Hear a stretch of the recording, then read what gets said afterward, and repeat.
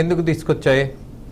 నిన్న జరిగినటువంటి ఒక ప్రెస్ మీట్లో మాజీ ముఖ్యమంత్రి జగన్మోహన్ రెడ్డి దట్టు పులివెందుల ఎమ్మెల్యేగా ఉన్నటువంటి ఆ పెద్ద మనిషి మాట్లాడినటువంటి మాటలు ఎలా ఉన్నాయంటే టోటల్ ఫ్రస్ట్రేషన్.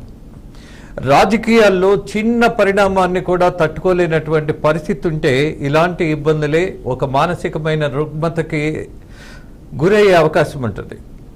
ఎంతటి వాళ్ళనైనా సరే వాడెవడు వీడెవడు అనేటటువంటి పరిస్థితి అది ఉన్మాదంగా కూడా భావిస్తారు.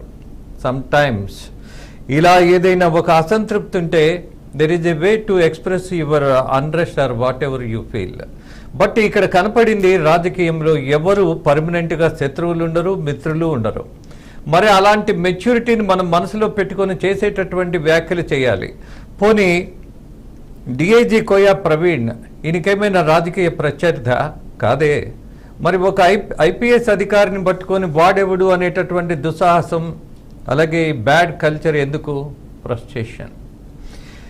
ఇక మరొకరు బీటెక్ రవి, ఆయన రాజకీయ ప్రత్యర్థి కాబట్టి ఆయన ఇష్టానుసారం మాట్లాడాడని సమర్థించుకోవచ్చు. కానీ అది పద్ధత, అది సమంజసమా? రాజకీయాల్లో అసలు సంస్కారమే అక్కర్లేదు, బూతులే మన పరిస్థితి అన్నది నిరూపించినటువంటి ఈయనతో నడిచినటువంటి వాళ్ళు, అలాగే అనేకమైన పరువు తీసి అనేకమైనటువంటి సమస్యలు సృష్టించిన వాళ్ళు కూడా ఈయనతోనే ఉన్నారు.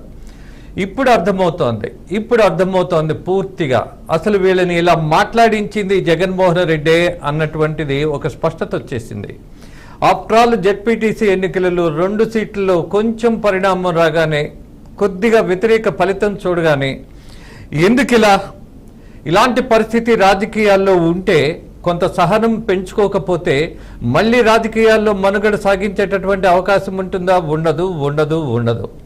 మరి ఎందుకు? అలాగే రాహుల్ గాంధీ, మాణిక్యం ఠాకూర్, చంద్రబాబుపై అనుచిత వ్యాఖ్యలు ఏ సందర్భంగా? ఈ దేశానికి ఏదైనా ప్రమాదం వస్తే అలాంటి నాయకుల గురించి వాళ్ళు ఏదైనా దురాగతం చేస్తేనో, ఆధిపత్యంతో అడ్డదిడ్డంగా ప్రవర్తిస్తేనో, చట్టబద్ధత కానటువంటి విషయాలను వాళ్ళు ప్రోత్సహిస్తేనో మాట్లాడారేమో అనుకోవచ్చు. కానీ జరిగినటువంటి సంఘటన ఏంటి? కేవలం జెడ్పీటీసీ ఉప ఎన్నికలలో వాళ్ళ పార్టీకి సంబంధించిన వాళ్ళు 2 ఓడిపోయారు. ఒకరు ఓడిపోబోతున్నారు, ఒకరు ఆల్రెడీ ఓడిపోయారు. దీనికి ఇంత అసహనం ఎందుకు? కానీ నిన్ననే వచ్చేసింది ఆయనకు అసహనం. అంటే ఓటింగ్ జరగకముందే ఎవరు ఓడిపోతున్నారు, ఎవరు గెలుస్తున్నారు అన్నది వాళ్ళ అంచనాలు ఉన్నాయి. అందుకే నిన్న ఉదయం నుంచి, ఎన్నికలు జరిగినటువంటి రోజు నుంచి, ఆ సరళి గమనించిన దగ్గర నుంచి, జనంలో మార్పు వచ్చింది అని గ్రహించిన దగ్గర నుంచి వీళ్ళలో ఒక ఫ్రస్ట్రేషన్ వచ్చింది. అక్కడ స్థానికంగా ఉన్నటువంటి మిథున్ రెడ్డి ఎంపీ, మరి ఆయన కూడా పూర్తిగా అసహనంతో ప్రవర్తించాడు, అదే మాట్లాడారు. ఇవన్నీ గమనించిన తర్వాత ఇవాళ రాజకీయాల్లో మాజీ ముఖ్యమంత్రిగా ఉన్నటువంటి అనుభవాన్ని గడించిన వాడు కూడా ఎందుకు ఇంత తొందరపాటు అన్నది ప్రశ్నార్థకంగా, చర్చనీయాంశంగా, జనంలో ఆ నాయకుడు పరువు పోయేట్టుగా, అలాగే ఇలాంటి వాళ్ళు రాజకీయాల్లో ఉంటే వచ్చే పరిణామాలు ఏంటి అన్నటువంటి ఆలోచన మీద జనాన్ని తీసుకెళ్లాడు జగన్మోహన్ రెడ్డి. ఒక రకంగా ఆయన పక్కనున్న వాళ్ళు ఆయన గొయ్యి తవ్వుతున్నారు అన్నటువంటి ఒక ఆలోచన, ఒక కోణం అయితే ఆయన గొయ్యి ఆయనే తవ్వుకుంటున్నారు అన్న ఒక వాస్తవం నిన్నటి నుంచి జనం చర్చించుకుంటున్నారు. చంద్రబాబుకి ఇవే ఆఖరి ఎన్నికలు. ఇక్కడ ఒక జోస్యం చెప్పాడు ఆయన. మరి ఆయనకి ఎలా తెలుస్తుందో? కొన్ని విషయాలు ప్రజలకు ఎవ్వరికీ తెలియదు, జగన్మోహన్ రెడ్డికి ఒక్కడికే తెలిసినట్టుగా ఉంటాయి. విచిత్రం కదా? చంద్రబాబుకి ఇవే ఆఖరి ఎన్నికలు వయసు రీత్యా అని అనుకున్నా, మరి ఇంతకంటే పెద్దవాళ్ళు రాజకీయాల్లో బాగా రాణించి ఊపిరి ఉన్నంత వరకు జనం కోసం కష్టపడినటువంటి ముఖ్యమంత్రులు ఉన్నారు, నాయకులు ఉన్నారు, కేంద్ర మంత్రులు ఉన్నారు, పార్లమెంటు మెంబర్స్ ఉన్నారు, అసెంబ్లీ మెంబర్స్ కూడా ఉన్నారు. మరి చంద్రబాబు నాయుడు యొక్క భవిష్యత్తుని ఈయన ఎలా చెప్పగలుగుతారు? జెడ్పీటీసీ ఎన్నికలలో అప్రజాస్వామ్యంగా ప్రవర్తించినందుకు గాను నెక్స్ట్ ఎలక్షన్స్లో కనపడ్డా? What a joke it is. అర్థమయ్యేట్టు జనానికి ఆయన పదే చాలా అస్పష్టమైనటువంటి విషయాలను జారేస్తున్నారు. ఏమిటి జాతకం? రామకృష్ణ అనుకునే వయసట. What to say?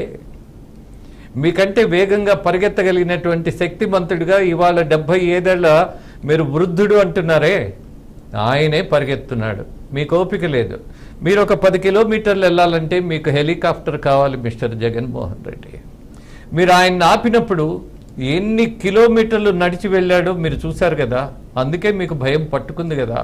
ఇక్కడ ఒకటి చెప్పదలుచుకున్నాం, ఏ పార్టీ అయినా ఏ నాయకుడైనా అతని ధోరణి సంస్కారంగా, సభ్యతగా, అలాగే బాధ్యతగా లేకపోతే తిరస్కరింపబడతారు అన్నది వాస్తవం వాస్తవం వాస్తవం. అది మీరు నేర్చుకోవాలి.